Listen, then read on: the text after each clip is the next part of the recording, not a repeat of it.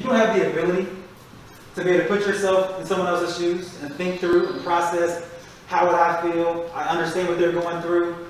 If you think you have to be black to fight for Black Lives Matters, if you think you have to be a woman to fight for equal pay, if you think you have to be LGBTQ or questioning to advocate for that group, that's not how it works. Anybody that cares about being anti-racist is going to build tools that help you support all marginalized groups, okay? So you don't have to be a thing to advocate for a thing. Does that make sense? One of the things that I love about the day and age in which we live is there's a lot of talk about justice, social justice, things being the way that they ought to be. And I love that we're talking about it so much because our culture has grabbed hold of something that the Bible has always said, is that there is a right way that things ought to be. Now, what's interesting in the day and age in which we live, because there's no agreement on how things ought to be, everyone has their own ideas of justice. But you have to realize that God is a God of justice, that God created this world to work together in an extraordinary way, in a perfect way where everything flourishes. That's actually what the Hebrew word shalom, which we get our word peace, it means universal human flourishing. But in every area of life, for individuals, for groups of people, we see that all of it is broken. I'll be honest with you, that's why I believe in Jesus, because Jesus came into a broken world to unbreak it, to begin to change what has been irreparably broken up until the point before Jesus came. And God has called his people, who he has inspired by his Holy Spirit, and he has empowered us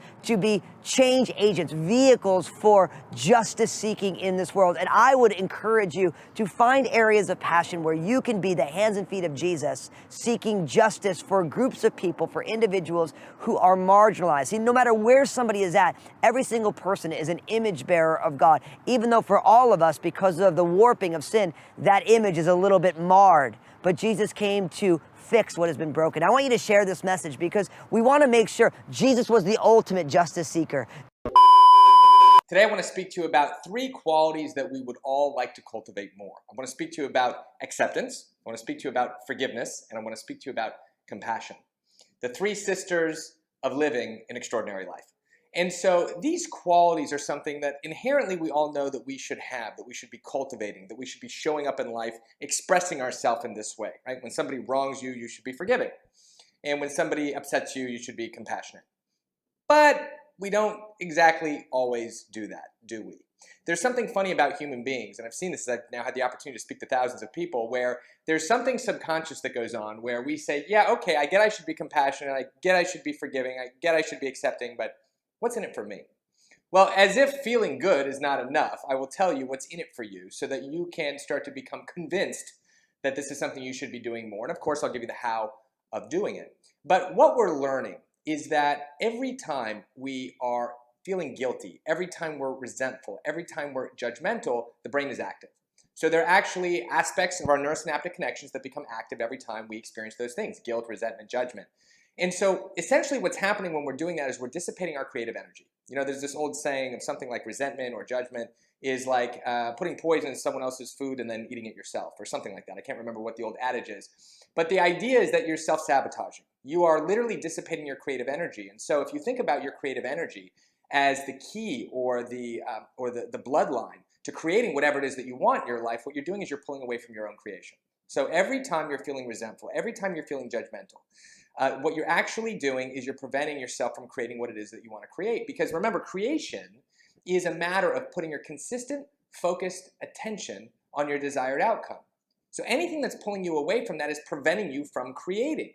And so when we start becoming resentful over what somebody has done to us, or we become judgmental about the way that somebody is, or we refuse to have forgiveness for somebody or for ourselves, and so maybe we feel guilty, what we're doing is we're dissipating our creative energy. We're dissipating our mental energy, because we can actually see how certain parts of the brain light up when we're in these states. So we're also seeing that by moving over to the other side of the fence, by forgiving, by accepting, by having compassion, we actually see a change in the brain where we move into an alpha brainwave state. So there are these various states of brain activity, and alpha is what gives us access to creativity and intuition and inspiration. And it's not so much that by having compassion and by having acceptance and by having forgiveness that we move into these states, is that that's the default state that exists when we're not dissipating our creative energy, our mental energy, on resentment, judgment, and feeling guilty.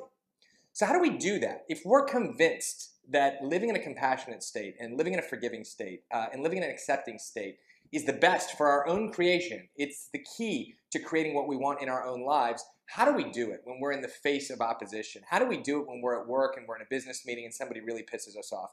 How do we do it when we feel like we've been wronged by our boss or by our partner, or life isn't going the way that we expect it to? Well, I always go back to the universal creative laws. It's like going back to gravity. If you believe, like I do, and I'm trying to convince you, that life is always working for you, that experience that you're having, where you're reacting to it in a judgmental way, where it's creating resentment in you, where you're feeling guilty or ashamed of whatever it is, that moment is actually a blessing. Because if you get really, really aware, if you become quiet, you become attentive to your own mind, you'll see that you're having certain thoughts in reaction to that experience. So your boyfriend or your girlfriend or your husband or your wife might piss you off. You say, you know what, I knew that relationships never work out, or I can't trust men or women, or I need to do it all on my own. It's that moment that that person, through your experience with them, is giving you tremendous insight into what you already believed. Because it's what you already believed, or as I like to say, what you decided, the rules, the contracts that you've made about everything in your life that manufactures your experience. So you and this situation have been brought together to reveal something to you about yourself. It's a revelatory moment, if you're present for it. But we can't be present for it if we're being resentful, if we're being judgmental, and if we're not being accepting of the situation. So what's important is that every time you feel like someone wrongs you, or every time somebody pisses you off, or a situation upsets you, you say, what is it that's in this situation that it's telling me about me? What is it about my reaction that is important for me to understand? What is it that's inside of me that's creating this situation?